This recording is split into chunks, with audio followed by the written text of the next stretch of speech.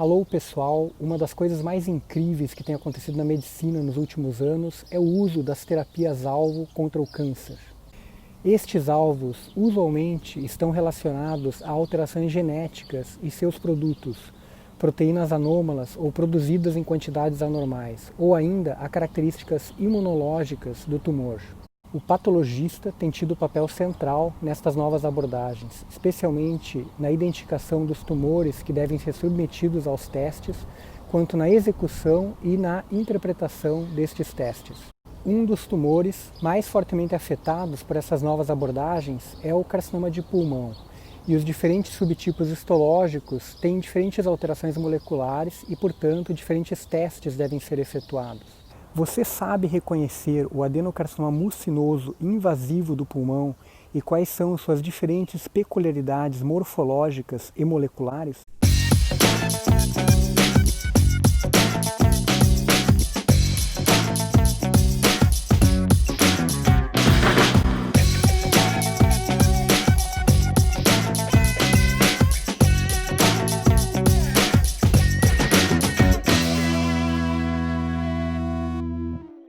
O caso de hoje é de um paciente do sexo masculino de 60 anos que foi submetido a uma lobectomia pulmonar superior esquerda. O espécime cirúrgico é este da imagem, mostrando um tumor de limites mal definidos, com centro esbranquiçado e periferia de aspecto mais gelatinoso. Como os limites da lesão são realmente mal definidos, estão aqui demarcados os contornos da lesão. Este aspecto gelatinoso é responsável pelo aspecto radiológico da lesão, que frequentemente é semissólido, pelo menos em parte, ou de aspecto de consolidação.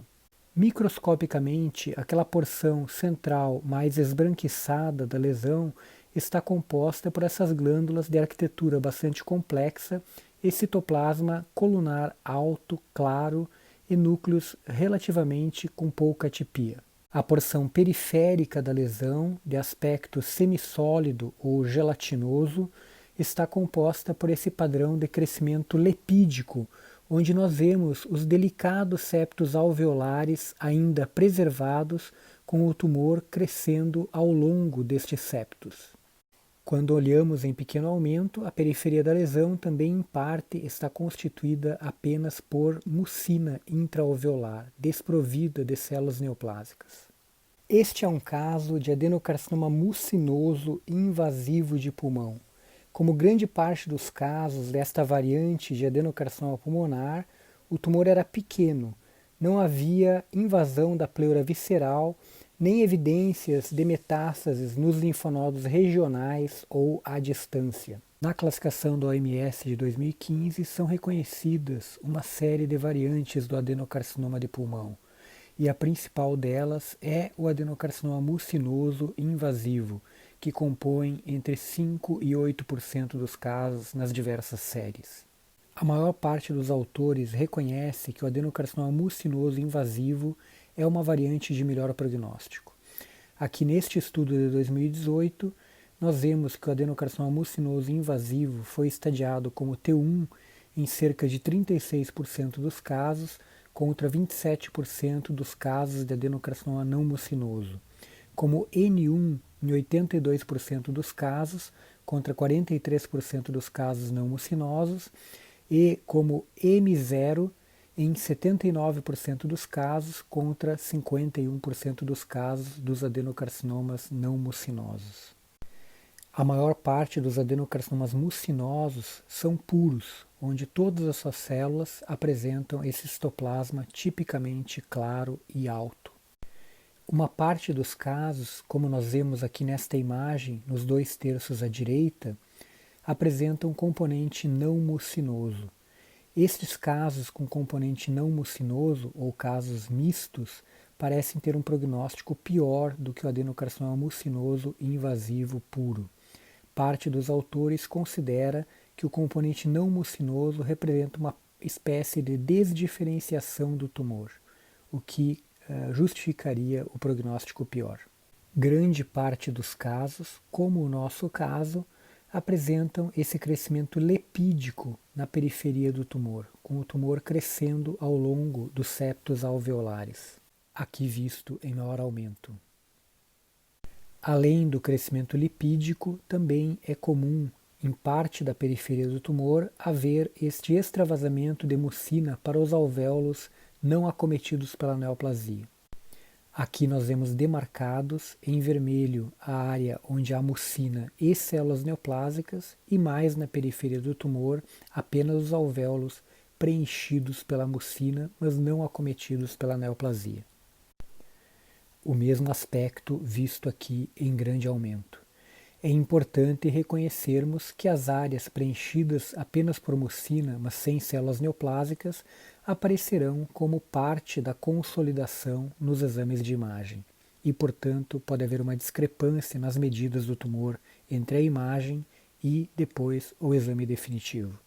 Neste estudo, agora de 2020, os autores preconizam que a medida para a discriminação do estadio T do tumor seja feita considerando apenas o componente invasivo franco do tumor, descontando-se os componentes lepídico e a mucina acelular.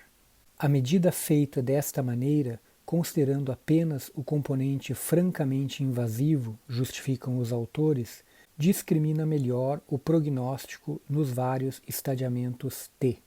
Além destas características morfológicas tão importantes, também devemos estar preparados para reconhecer algumas das peculiaridades moleculares deste tipo de tumor.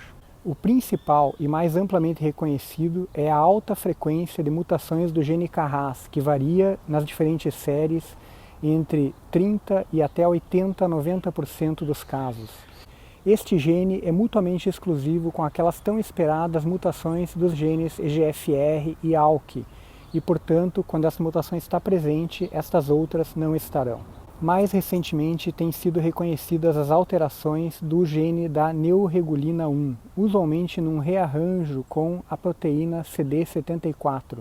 Esta é uma alteração muito rara em outros tumores, usualmente abaixo de 1%, mas está presente em até 30% dos casos de adenocarcinoma mucinoso invasivo de pulmão e, portanto, é altamente promissora para as novas terapias e várias alternativas já têm sido oferecidas a estes pacientes. As alterações da neuregulina 1, como são rearranjos, podem ser detectadas por FISH com sondas Break-Apart. Como há também hiperexpressão da forma fosforilada de ERBB3, alguns autores têm proposto a detecção desta proteína por imunistoquímica, indicando que há uma correlação entre a positividade para a imunistoquímica desta proteína com o rearranjo da neuregulina 1. Eu espero que estas informações tenham sido úteis para vocês, que vocês voltem então aqui ao canal.